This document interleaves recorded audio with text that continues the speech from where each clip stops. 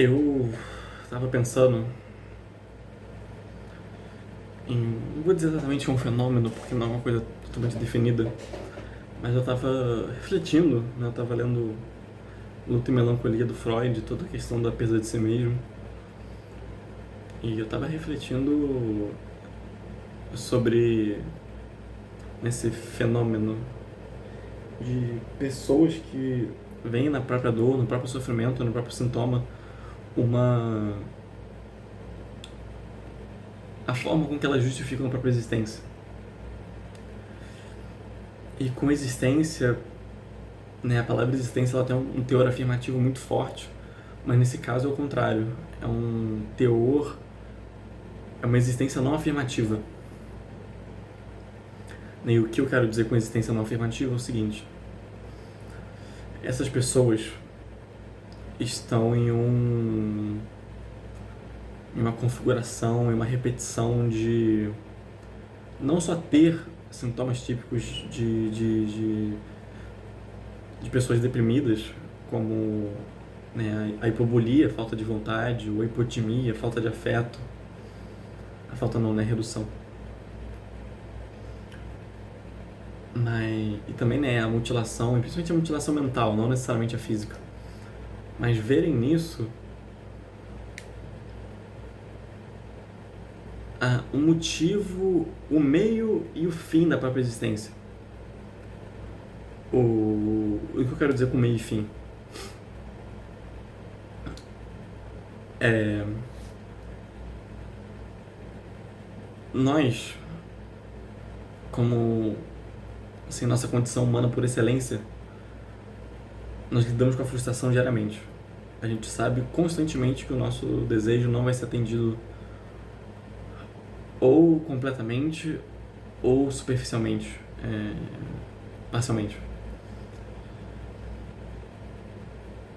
E é muito angustiante ter que lidar com a frustração de saber disso, porque a gente sabe que todos os nossos planos e as nossas vontades podem só vir a não ser nada, sabe?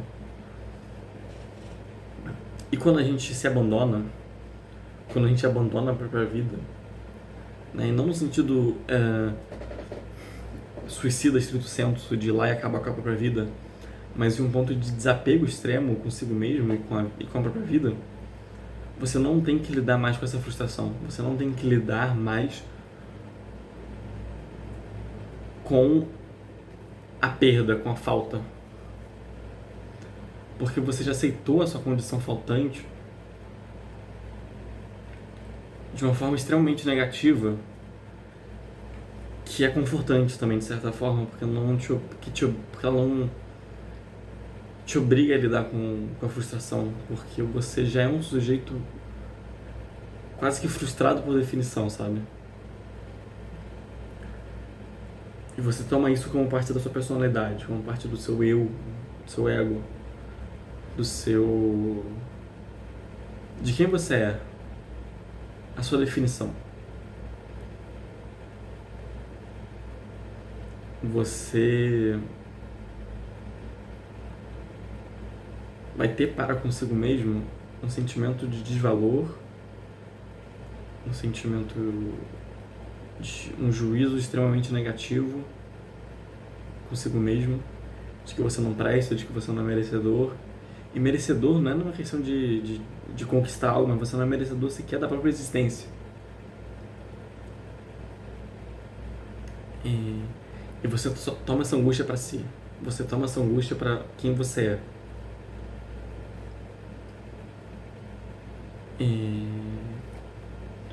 não só você toma essa angústia para si, mas como você rejeita tudo que não vai reafirmar ou reproduzir essa angústia.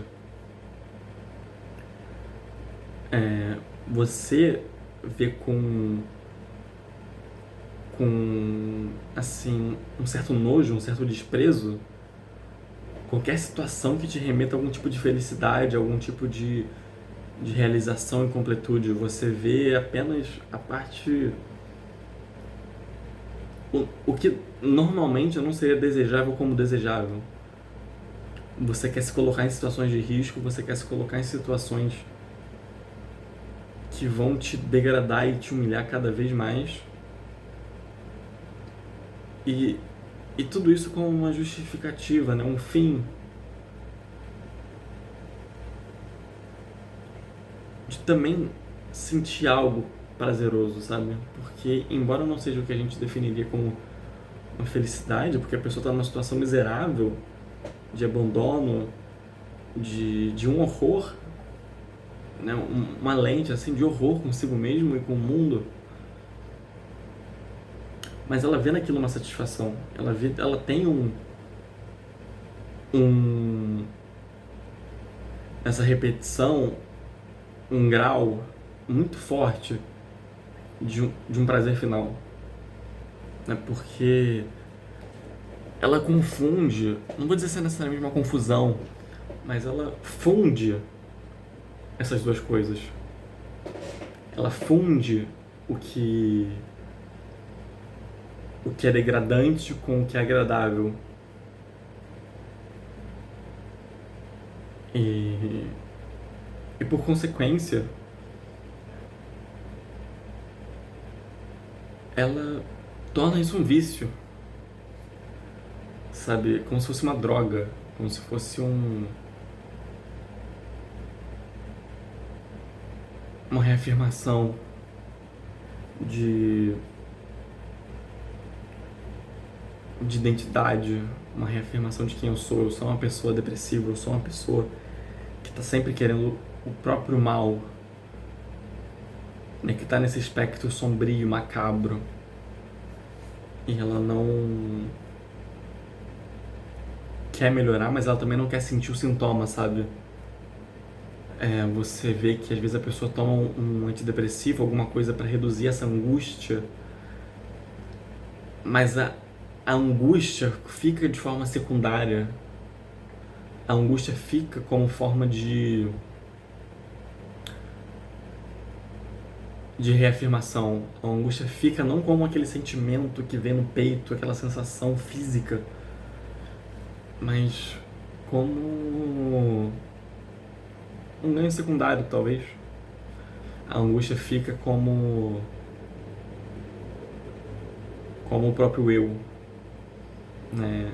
E o ser humano tem uma certa tendência, não vou dizer se é natural, ao sofrimento, né? A gente vê a tragédia como algo talvez edificante, a tragédia como algo que talvez nós queiramos nos espelhar, né? Eu acho que o exemplo mais comum que vem à minha mente, né, é a do artista, o arquétipo do artista que tem como produção cultural, como produção subjetiva, a melancolia, a dor, a angústia, o desamparo, a frágil condição humana. Né? Isso na pintura, na música, no teatro, no cinema, na literatura. Né? Quase como se a gente desejasse esse efeito um efeito Werther, mas não de um suicídio literal, de um suicídio factual, mas de procurar na arte e, portanto, no outro ser humano a validação e a reafirmação da nossa própria miséria. E a miséria como objetivo. A miséria como o querer. A miséria, uma relação quase que sadista com ela. De quero estar em uma situação ruim porque eu sei que eu vou me machucar. E essa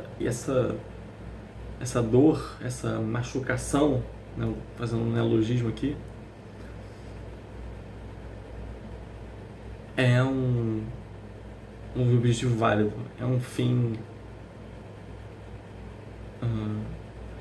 que se considera desejável. Né?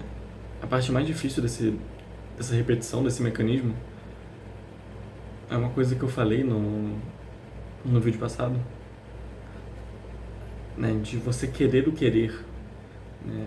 A parte mais difícil não é o tratamento ou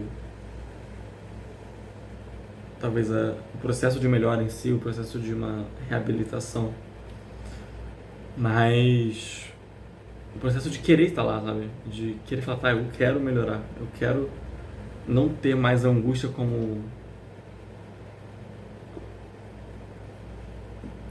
uma parte central, fundamental do meu ser. E talvez isso nem seja errado, sabe? De querer isso, mas eu falo isso porque eu já estive lá, nessa situação. Eu sei o quanto que é ruim. Às vezes você querer as coisas, mas você tem que fingir para si mesmo que não quer, porque o querer e a possibilidade de se frustrar é muito grande. Dói, você não quer colocar sua cara a tapa. E,